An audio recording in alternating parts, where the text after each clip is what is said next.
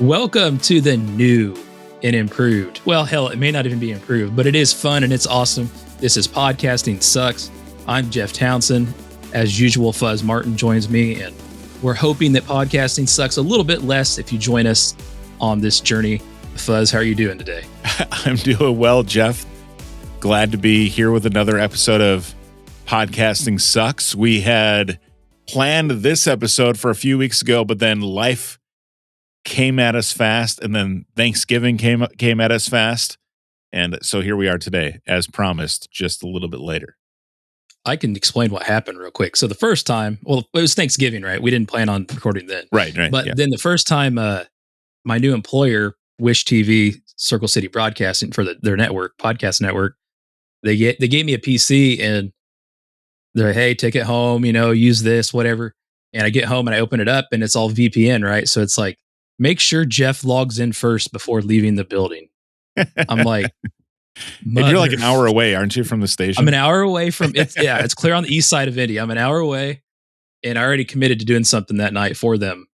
And I was like, oh my gosh. So I had to drive back, and that kind of put a wrench into that. But you got it all squared away? I got it all squared away. Yep. I've already started working, and it's been a good time. So good. Yeah. So we were unable to make that happen, but that's all right.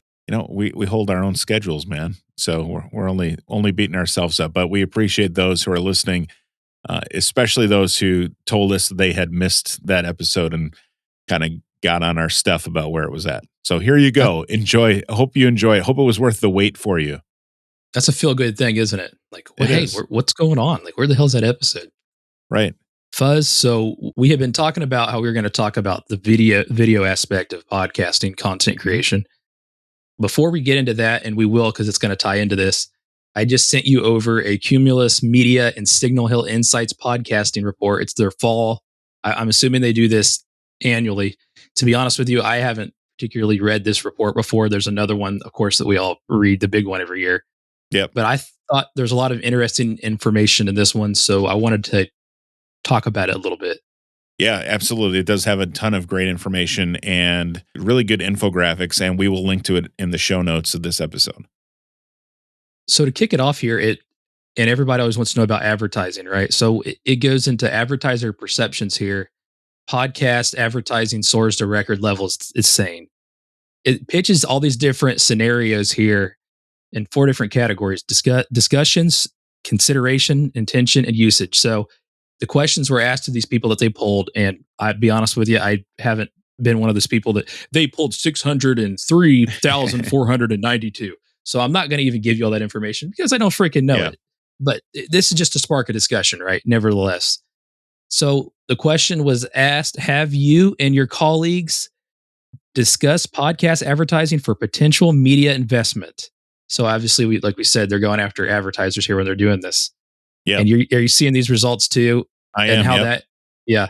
So what are you seeing, Fuzz, from 2015 till this mid this year when they took the poll? Well, it's more than doubled in terms of the who's likely to consider advertising or have discussed advertising's doubled. But when it comes to actually like how likely are you to advertise and are you currently advertising, it's gone from like it's essentially quadrupled since 2015.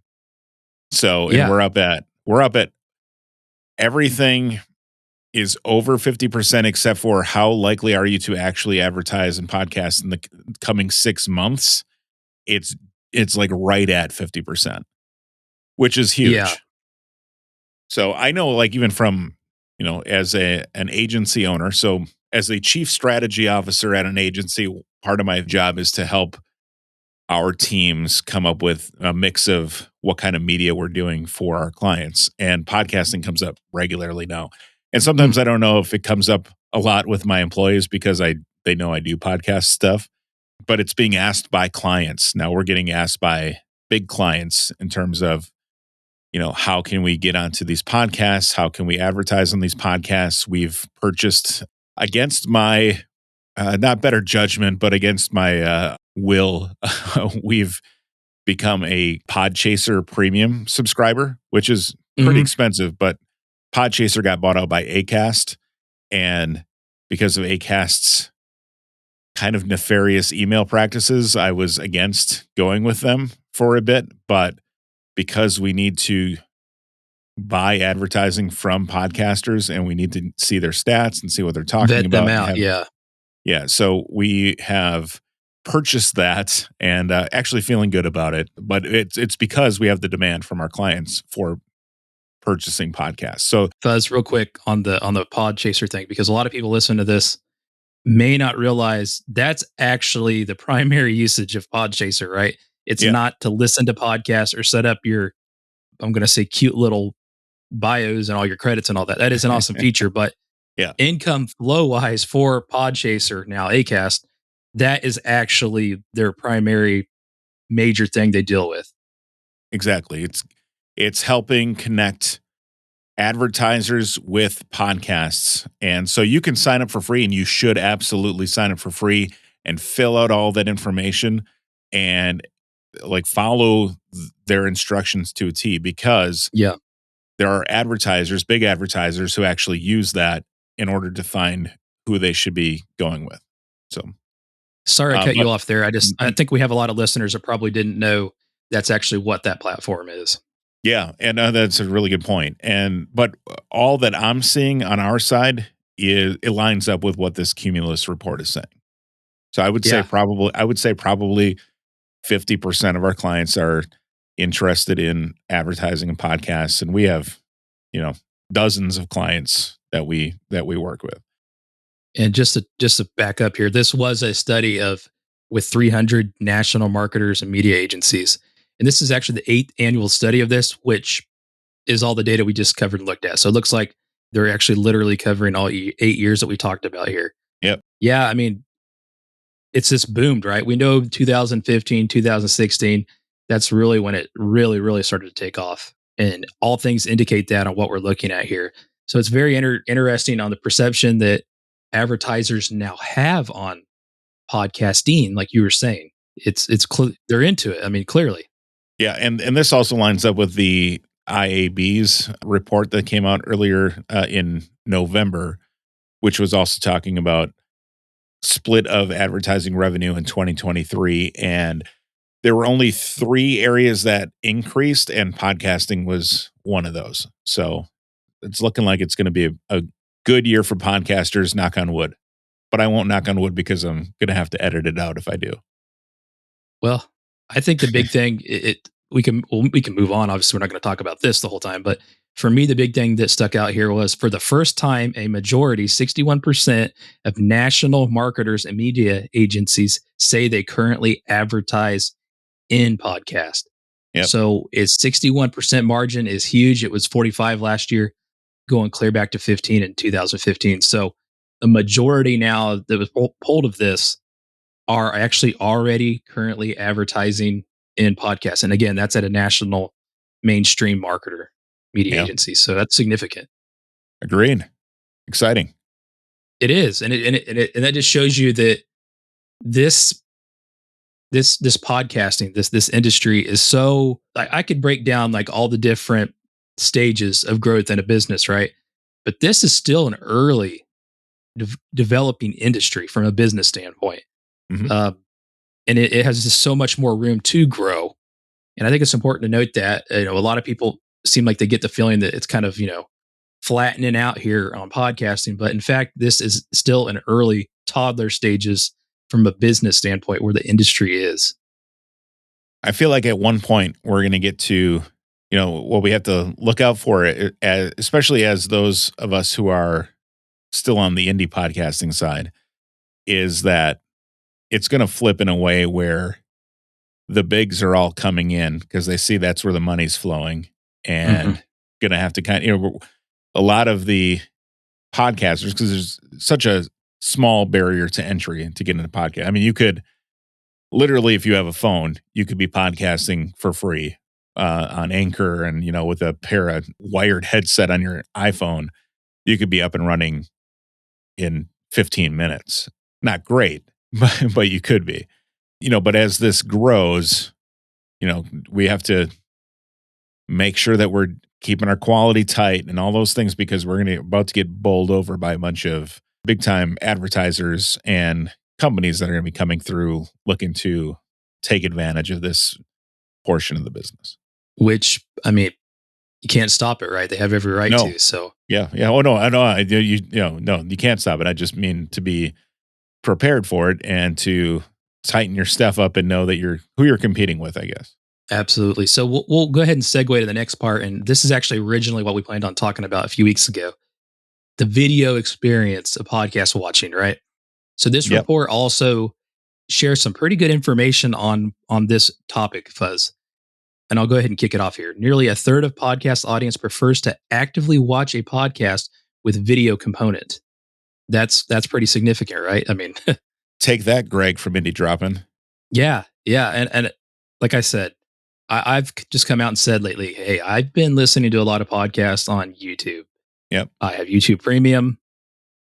I'm not going to lie to you. From a quality standpoint, on audio, right? It's just either going to be terrible or it's going to be okay. Mhm. And when you're listening on a normal experience like we are in a car, sitting with some earbuds on at a desk, you really can't notice the little things as much. Do you see what I'm Mhm. saying? And for me, it doesn't sound any different to me. So, and it's convenient because I'm able to find content that has segments. Maybe I don't want to listen to the whole hour and a half.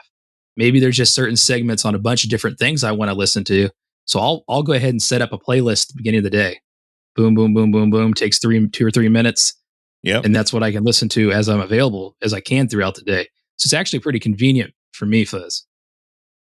Yeah, certainly. And so I don't have YouTube I know you're not in Premium. on it yet, but And so I typically don't watch or listen to video podcasts through YouTube because I'm in most cases can't. I'm not watching it though. That's the thing. I'm just Oh no, listening that's to what I'm it. saying. But I with if you don't have YouTube Premium, if you close YouTube, the audio shuts off. So if your phone goes to sleep or if you lock the phone, you can't continue listening to it. That's why I don't use YouTube for podcasting.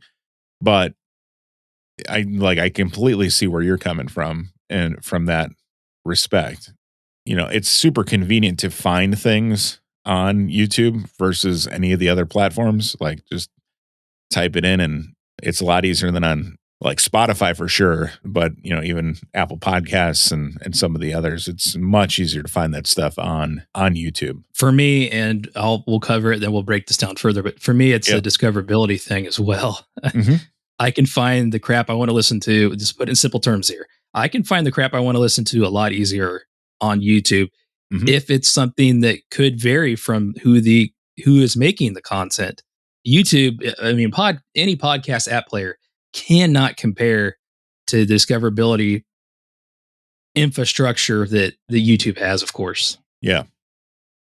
Yeah, that scales much better and the fact that, it's the same engine that runs Google, and as they say, the second largest search engine is YouTube. And to have your podcast there makes sense. So what always gets me, and this is and as we go into, whether you should be doing video podcasting or not, it's the stats at that point. So it becomes, all right, now you're fractured because none of that can be tracked by Chartable or PodTrack or anything like that. So you've got your YouTube stats and you've got your podcasting host stats, and now you've got to combine those things when you're talking to advertisers or looking for some sort of sponsorship. And I don't know how people are typically doing that when they split these days. Is it more advertisers for YouTube and advertisers for your podcast? Is it a mixture? Is it all combined into one? What does that look like? Yeah, I honestly can't tell you, but what I can tell you just from consuming a lot of podcasting content on YouTube, that typically it's noted that they have their own ads on there, right? They'll say third party. Yep. And that's how they roll with it. So I don't think this would be an issue, what you're talking about, if you were getting millions of plays on YouTube. That wouldn't be the issue. But No. anything less than that is where it would be like, how do I package this up with the numbers that I have on my, podcast hosting platform? You're right. Mhm. I'm not sure what that process is. I mean, to me, if I was having a media kit or something, there's a media kit for a million different things that you want to do. But in this instance, it would have that. Mhm. then yeah, it would be the job of the advertisers to vet that out and do research themselves. So it does Right. make it more work for them. You're right. Right. Exactly. But they'll vet you out. They're not going to just give you money without looking into what you're doing, I suppose. Y- Yeah. Okay. So, So we'll go ahead and break this down a little bit more real quick, Fuzz, if you'll yeah. allow me. Yeah, go ahead. Okay. So this is important to note here, but we get into this. This is audience preference, right? So it's not necessarily what they're doing, it's what they prefer. So consumers were asked their preference for 3 podcast experiences: audio only without any video, 43% preference there; play video in the background or minimize on a device while listening, that's 29%; actively watch while listening, 28%. Because I'm adding the 220s together and they're exceeding, is what I'm looking at it. Well, yes, but you could also add the audio only and the plays video in the background while listening. Hmm. And now you've got, 72% are just listening, whereas 28% are actively watching. But I'm guessing that actively watching number is growing. And I would have loved to have seen this year compared to last year in this graph that they provide here to see how that's changed year to year, because it'll be a interesting look at, are more people switching to YouTube to listen to podcasts or to actively watch podcast shows, versus those who are audio only without any video. Yeah, you're right.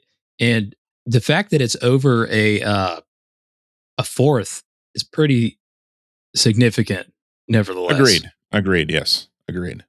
We're talking about, and we'll get into why, our opinions on why you should or shouldn't, but I wanted to throw Well, that data out there. And I think it was important. Go ahead. I was going to say, I think that the next big part of that is when their next graph breaks it down by demographic. And so if you're curious as to, is this going to increase, when you look at the 18 to 34-year-old demographic, audio only without any videos at 46%, video you actually watch is at 42%. So these are how many said that they watch these certain kinds of things. So it doesn't add up to 100%. So 46% of 18 to 34-year-olds are weekly podcast listeners in the US. So that's huge. So almost 50% of, I'm not going to say kids, younger adults age 18 to 34 listen to podcasts, versus 35 to 49, which is at 34%, versus 50 plus, which is at 20%. So you can see that number is increasing as with the younger generations. Look at when you get to the video on that young generation, Fuzz. Look at when you get to the video, Yep. you minimize and listen in the background. What is that percentage? 51% are watching. Ooh. Yeah. So they're YouTube folks. And that aligns with an episode I had of Good Morning Podcasters recently, where I anecdotally queried my 18-year-old college freshman daughter about her podcast listening. And she there's 5 podcasts that she listens to regularly. Each of them are all over an hour, and they're weekly podcasts. And they all have a YouTube component, and she tries to watch them. And if she doesn't, she listens to them. But she found them all on TikTok by watching TikTok episode clips, and then then she goes to YouTube and looks them up, and then she'll add them into Spotify or whatever platform she's using. She uses Spotify, but she'll put them into whatever platform and then listen to the audio version if she can't watch, or she doesn't have YouTube Premium, so if she can't listen that way. But yeah, it's right in line with what you're saying, and right along with what this Cumulus research was saying. Yeah, sorry I cut you off again. I'm really good at that, but you can go on with whatever you were about to mayor make fuzz about. To me, it's really going to show that video, the kids want video. All right, so you're going to have to find a way to get there. If you're looking to attract that audience, you need to have a component of that. So how do you do that? And how does creating a podcast with just audio is already work. As we get into the podcasting sucks portion of this, it's already work. Yeah. There's a lot that goes into it, from the editing, from the audio quality, from the scheduling the interviews and all that, to the promoting it on social media, etc. when you add in a video component of it, there becomes new software that you need to learn or use. There needs to be a new, visual eye that you have to learn as a producer of this content. And it becomes more work. But if you want to be in the game, you're going to have to, in my opinion, figure it out. Obviously, this is a big discussion. We see a lot of it discussed on Twitter. Fuzz and I are on Twitter quite a bit. Yeah. And one thing that I absolutely despise are people that try to make this so freaking complicated.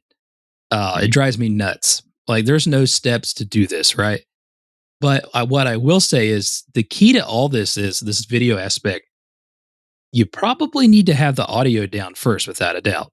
Yeah. Then you have to figure out a way that it will work in your workflow consistently and efficiently and effectively. Like you were talking about with me earlier, I think we hadn't started recording yet. You're talking about Headliner as a tool and all that. So Yeah. I think Fuzz, if you can do it and it's almost nearly automated, Mhm. you should do it. Because, I mean, just think about this. Let's just talk about searchability, discoverability here. Is it going to hurt having that on YouTube? No, I don't think it's going to hurt at all. Is it going to be the quality of other YouTube videos? Likely not. But, but I'm looking at some of my automated Headliner videos, getting like 10 views, not a ton of views. It's not going gangbusters. I will tell you what's working right now is YouTube Shorts. Those are 68 views, 108 views, 16 views and 7 views. Those are my 4 last videos, and I've released 4 this week. So it's starting to grow that way. You can see that there are people watching these things on YouTube, and TikTok is video and Instagram Reels is video. So keep those things in mind. Advertisers these days, Fuzz, are very into looking at social media numbers, and I'm going to go ahead and throw YouTube under that category. So to your point, they're very aware of the presence on social media. Obviously, you're going to do you're going to, like, you have Podchaser.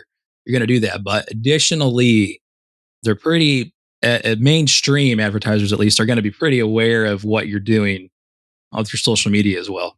Yep, absolutely. So if you can do it, yeah. If you can't do it well, then yeah, don't do it. I mean, don't do it. but there is a little bit of a cost with some of these tools that you're using. You're not hurting anything by doing it. Actually, it's for searchability. It's probably great that you're doing right. it. And I think, I have friends that have a podcast, the Murder Sheet podcast. It's very popular. They've broke all the news in the Delphi case that you're aware of. And I've showed them a free tool to be able to do that. We can put that in the show notes. I'll send it over to you.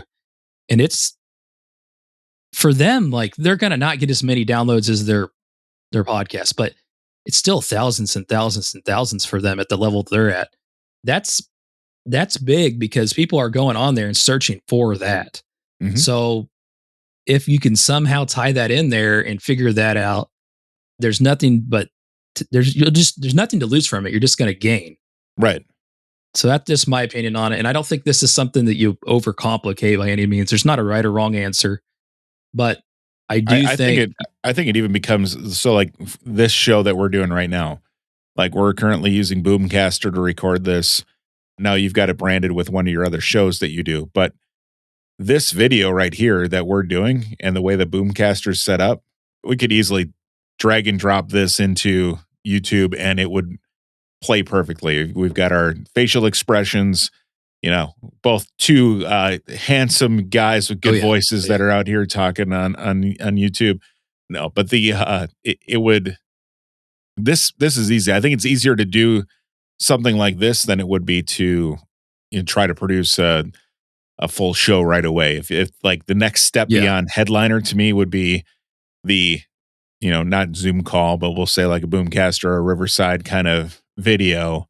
And then from there, you can go into, getting crazy with OBS and some of those other programs that you can use for this. Maybe that's something we'll do eventually, Fuzz. Yeah, I think that might be a good idea. There we go. Might have to roll out, like, bring out a Christmas sweater or something, and that's something we can do. I've got a pretty slick Christmas sweater if we want to do that for the next episode. Oh, that's a good idea. I think that's a good idea. Yeah, we might have to swap the branding here on your. Yeah, I might have to throw up. Yeah, we'll talk about that offline. But yeah, All right. that's easy. Yeah. See, but here's another tool, right? That's your point. That is Yep. exactly your point. And I will say it again, and I say this all the time, and people are probably sick of hearing it.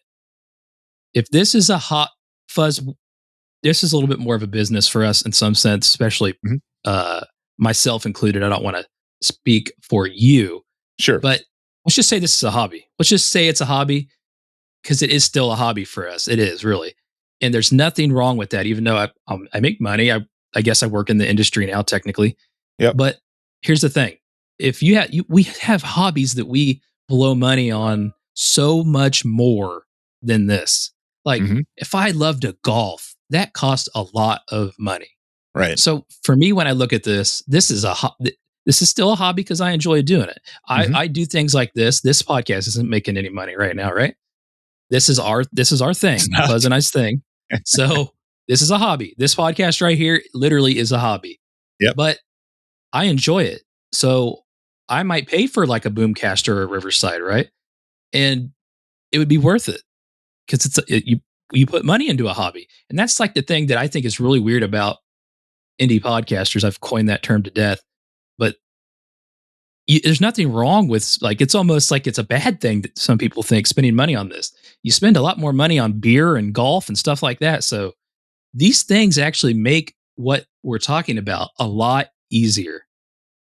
Agreed. Yeah, like to me, so I bought the Headliner $25 a month program, and it was like because the amount of time it saves me to do social media posts and Instagram stories and YouTube shorts and TikTok videos using that is just bounds faster than if I were to try and load that up and do that myself. So exactly what you're saying. Yeah, even though $25 is cheaper than a round of golf. And so Yeah. if that's I've got golf clubs. I suck at golf. Maybe I spend $100 a year playing golf. This is But there's other things you do when you really think about it, Fuzz, that you spend money on too. yeah. Oh, 100%. 100%. So if you ask my wife, it'd probably be all podcasting stuff if she were to. It's probably the case for us. Yeah. Yep. By the way, I think I need to buy some new mic arms, but yeah. So this is what I enjoy, and I enjoy doing it. I have fun doing it. I love talking to people. Again, for me, it scratches the broadcasting itch where, advertising is my career, and this part is what I enjoy as my side thing. Exactly. Or some natty lights. I know you're a big fan of those, Fuzz. Oh yeah. Hey, man, great discussion. We're at really that mark where we usually hit on the time, and this has been awesome. I think it's been informative, but yet, like I said, this isn't something to overcomplicate or freak out about right now, but it needs to be on your radar clearly. 100%. I think if the younger generations are going to keep getting younger and they want video, you need to get on top of being on video if you're going to make it in this podcasting world. And not everybody's going to agree with that, but yep, get her done, as they would say in Wisconsin, right? They do, yeah. They say get her done all the time here. It's kind of our state motto. There's one thing we can all agree on, though. Podcasting can suck. Podcasting sucks. That's why we're here, man. So I appreciate you joining me and me joining you. Just coming together. I'm thankful, Fuzz. Thanksgiving just passed. I just wanted to tell you how thankful I am of you, man. Oh, thanks, Jeff. I'm thankful to be here with you, and I am enjoying this. So looking forward to our next episode. Where are we at now? I'll let you close it out on where to find some of this stuff at. Are we still connected with good? I know we're on the same feed, which is amazing. I'll let you cover all that, but website-wise. So you can find all of this on goodmorningpod.com. So the feed for Podcasting Sucks is on the Good Morning Podcasters feed. Goodmorningpod.com is really the place that you want to go, and you can find all of this there. You stumbled through that, but you did a hell of a job. We'll blame it on that Wisconsin internet connection. Yep, that's it. We're here in the sticks. Yeah, but hey, until next time, and there will be a next time, we will be back. Some great bonus content here for Good Morning Podcasters. Thanks for joining us for Podcasting Sucks. Thanks for listening, and thanks for telling a friend.